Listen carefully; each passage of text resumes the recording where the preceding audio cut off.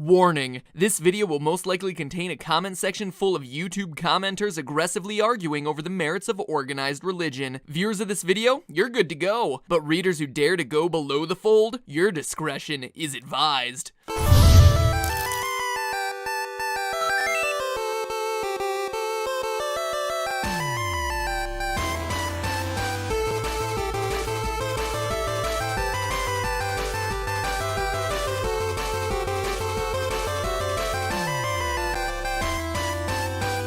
Hello, Internet! Welcome to Game Theory. Cue the John Williams, cause we're getting indie up in here. The Binding of Isaac.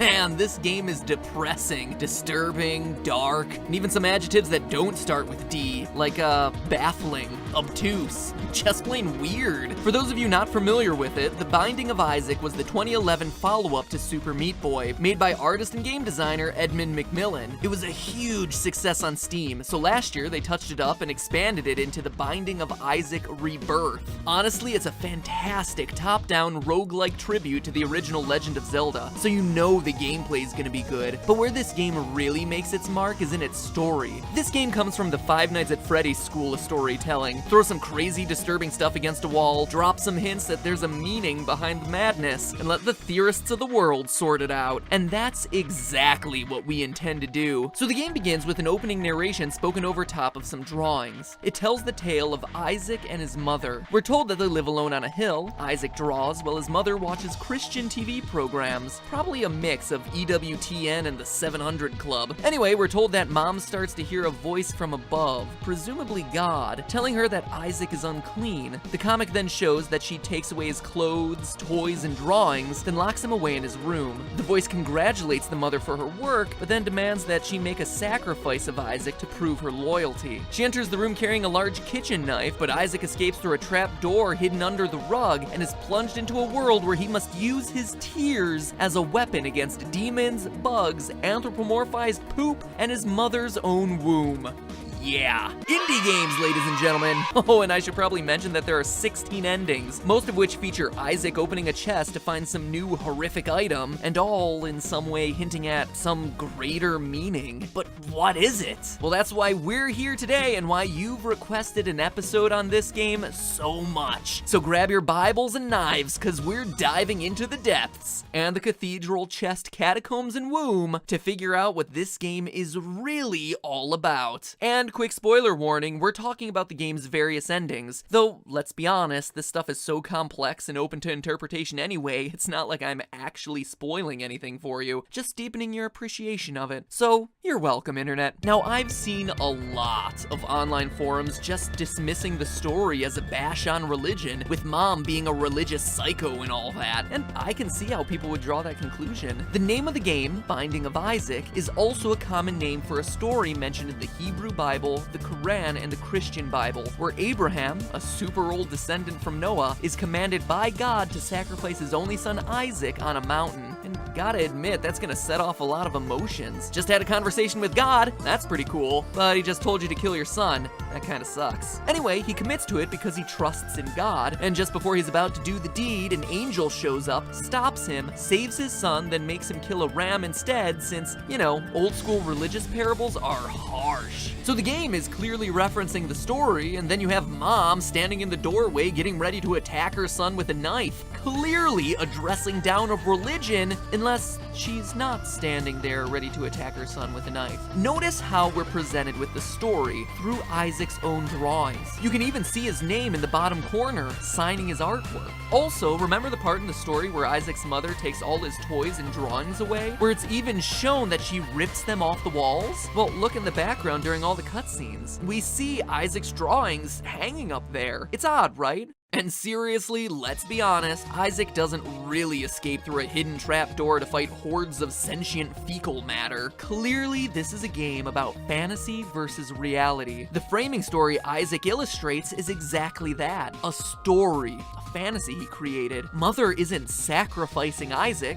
at at least not literally. And when she appears threateningly in the doorway, that's just a young boy's overactive imagination. Mom probably just came back from preparing dinner. But clearly, there's a connection between Isaac's real life and the fantasy we play through in this game. So what's actually going on here? Well, we need to start picking apart the symbolism. Obviously, we know that this is a religious household. Isaac's mom watches Christian programming, he creates a story themed around the tale of Abraham and Isaac, and all the other characters in the game are also biblical allusions. There's Judas, who betrayed Jesus, which resulted in Jesus' crucifixion, Eve, of Adam and Eve fame, who committed the first sin by listening to the devil's advice, Cain, one of Adam and Eve's two sons, who killed his brother Abel, Magdalene, most likely a reference to Mary Magdalene, one of Jesus' followers and often thought to be a reformed prostitute, and Samson, who was kind of like Hercules, with his hair blessed by a vow to God, acting as a source of his strength until he let a woman cut it. So there's your cast of playable avatars, and in Ending 12 we see that these aren't separate personas. These are all Isaac assuming the different characters. See how he flashes through them all? We even see how he enjoys dressing up as them. In one of the loading cutscenes, we see him receive the Magdalene wig, which he excitedly wears until the other kids make fun of him for it. Kids suck, man. If the kid wants to dress like a biblical prostitute, I say let him. 6th and 7th grade?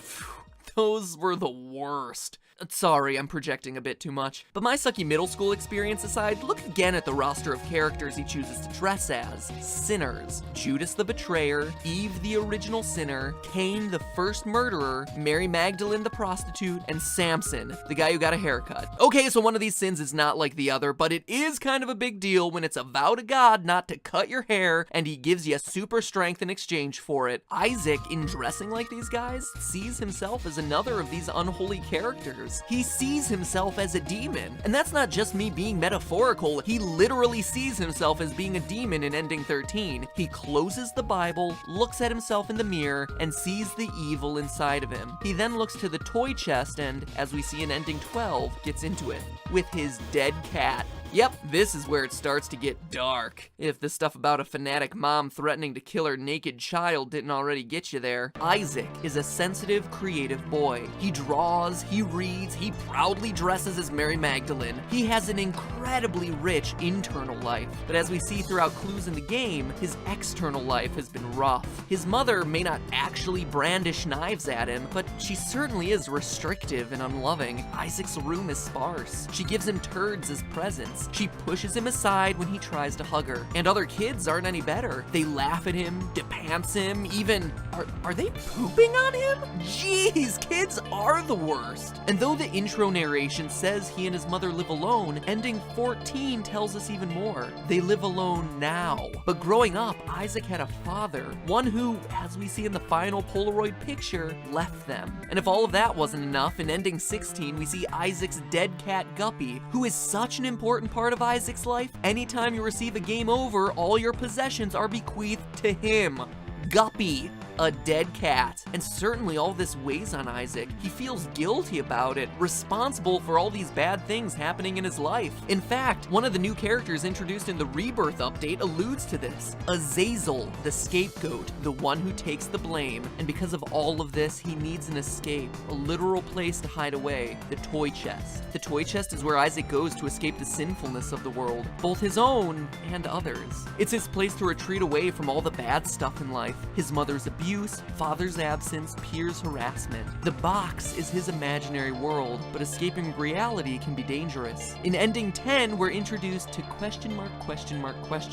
known by fans as Blue Baby. The crosses against his eyes are cartoonish signs of death. The blue color, a stereotype of those who've died from asphyxiation, suffocating to death. It also harkens back to a fear Isaac himself has in one of his loading cutscenes, him struggling to breathe in the box. You'll also notice in Ending 12, when Isaac cycles through the other characters, Blue Baby isn't present. That's because the characters he flashes through are the ones he plays as in his fantasy world. Blue Baby isn't just some other imaginary character or costume, it's really a dead Isaac in the chest. A truth he can't come to terms with. This may be getting personal, but have you ever thought about death? Do you get a cold, nauseous feeling that your mind and body can't comprehend? The mind just rejects the thought outright. That's how I feel, at least. And clearly that's what Isaac feels as he confronts Blue Baby. Unlike his response to anything else in the game, his reaction has him literally spiraling, taken aback. That's also why Blue Baby's true name is question mark, question mark, question mark. Isaac can't comprehend the true nature of Blue Baby,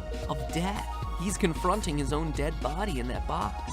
So is that where it all ends? Is there really no hope for Isaac's survival? Yeah, actually, that's it. At least in the first game, Isaac hides in the box, hides away in his imaginary world, and the fact that the game never really ends, continually respawning and recycling in new ways, just adds to the fact that he descends deeper and deeper into his own fabricated reality. But then last year, things changed for Isaac. In the updated game release, the devs introduced multiple new characters, but this time, instead of being sinners, these guys related to the subtitle, Rebirth.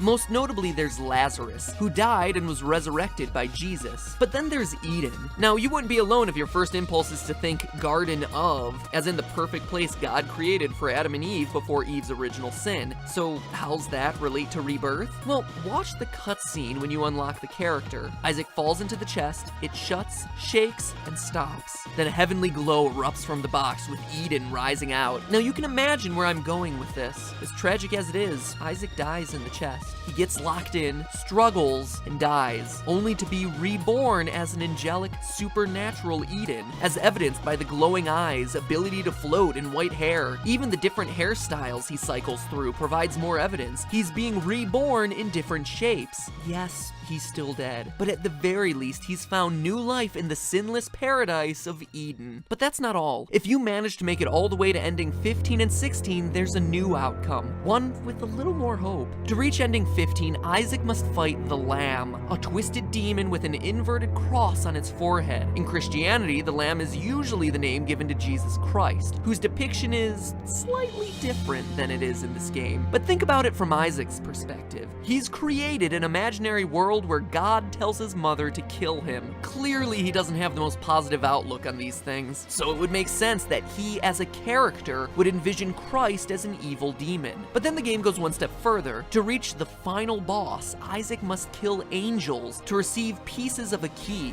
This unlocks the beautiful golden door to Mega Satan. If that isn't a video game boss name, I don't know what is. Defeat Mega Satan and that's it. The cycle stops. There's nothing else to do. Isaac's fantasy world has reached its darkest limits. And this is reflected in the endings. Ending 16, the hardest to reach in the game, has Isaac in his chest, switching between his human self and his demon self, finally ending on him as a demon, and he smiles. Let me emphasize how important that moment is. This is a game in which Isaac is crying the whole time, attacking enemies with his projectile tears, and yet when he embraces being a demon, he smiles. What's this mean? Well, quite simply, he's come to terms with himself. He accepts that he's sinful. He moves beyond the religious guilt he's been brought up with. He no longer needs his imaginary world. And this ties in with ending 15. It features Mother standing outside with a missing poster for Isaac. He's run away. After coming to terms with who he is, both the good and the bad, Isaac finally has the strength to leave his box, his imaginary world, and the abusive household he's been living in. No longer trapped by the guilt of sin, he finds his own path. As the title says, Isaac has been reborn. In Indie Game The Movie, which is in large part about Edmund Macmillan, he explains how every single game has been an expression of his personal life, especially his childhood. In an interview with Eurogamer from around the time The Binding of Isaac was released, Macmillan explains that his family consisted of alcoholics and drug addicts who became born-again Christians. Being confronted by this extreme level of faith caused him problems, leading him to constantly feel guilty and develop a desire to fight back, acting out against it. And look at him now, one of the indie world's most successful game creators. He fought to escape his box, and just like Isaac, he too found the way to escape. But hey, that's just a theory. A game theory. Thanks for watching.